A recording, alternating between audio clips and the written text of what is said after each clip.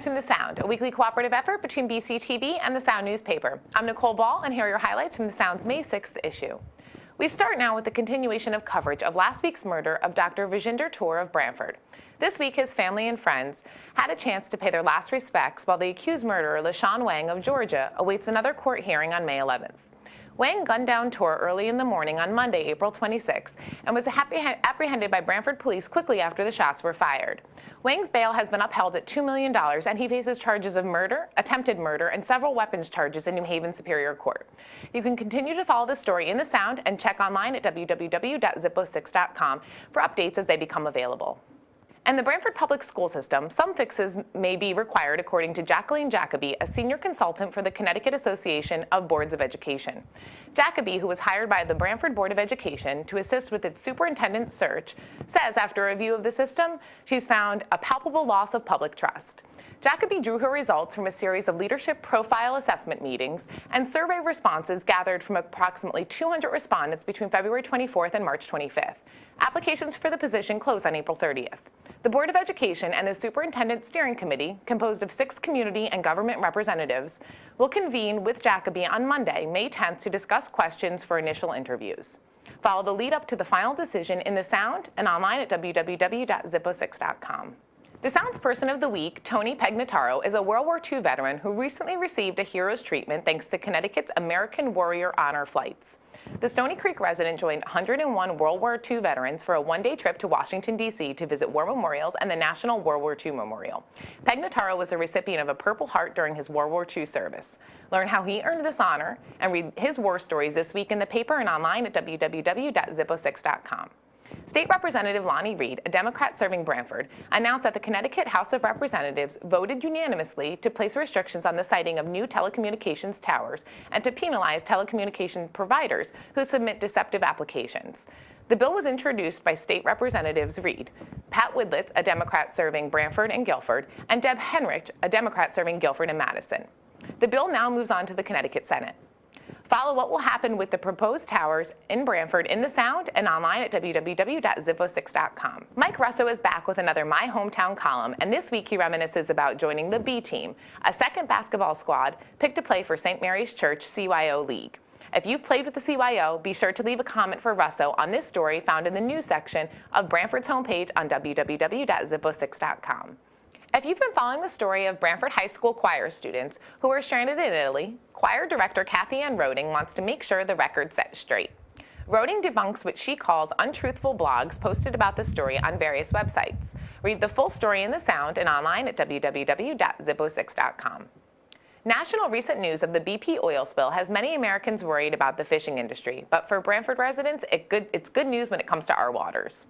The clamming beds off Short Beach will soon open as relay beds for commercial use and will be leased for a 5-year period for chosen harvesters who apply to the town's all-volunteer Shellfish Commission.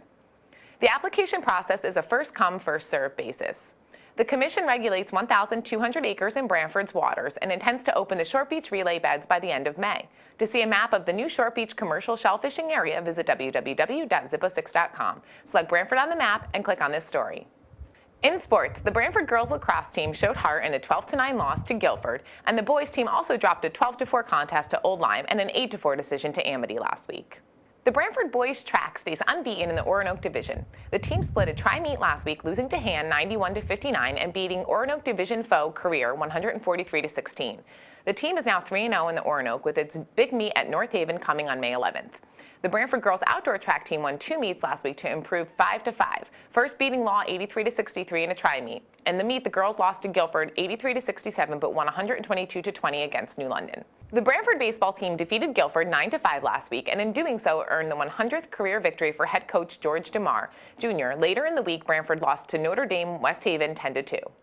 Sports Person of the Week, Cheyenne Carden, has earned the title of the nation's best girl wrestler in the 128-pound weight class, earning All-American status by placing 4th at the United States Girls Wrestling Association Nationals last year. She was able to return to the competition this year and bring home the gold.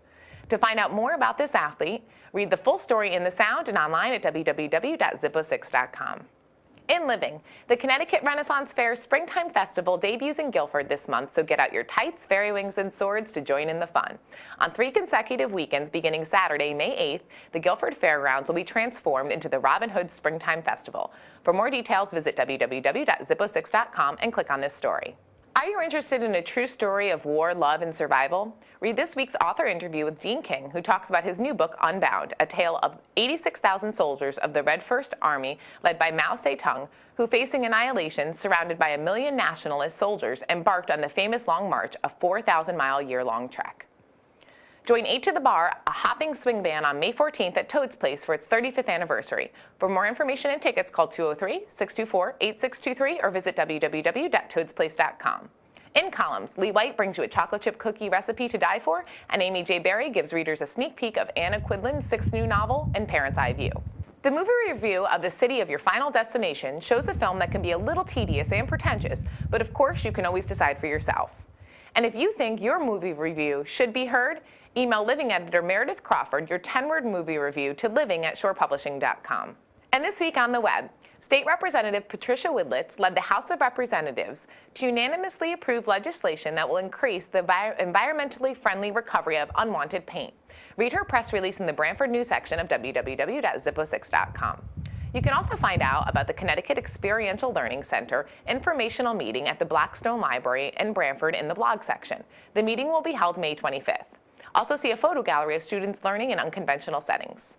And Mother's Day is this Sunday, so why not honor your mom by writing a blog about what she means to you? Visit www.Zippo6.com and tell Mom and the community how much you love her. And how does your garden grow? The Sound at www.Zippo6.com would like to know. Submit your Garden Oasis pictures online now in the community contribution section of your town. And that's it from News to the Sound this week. We'll see you next week.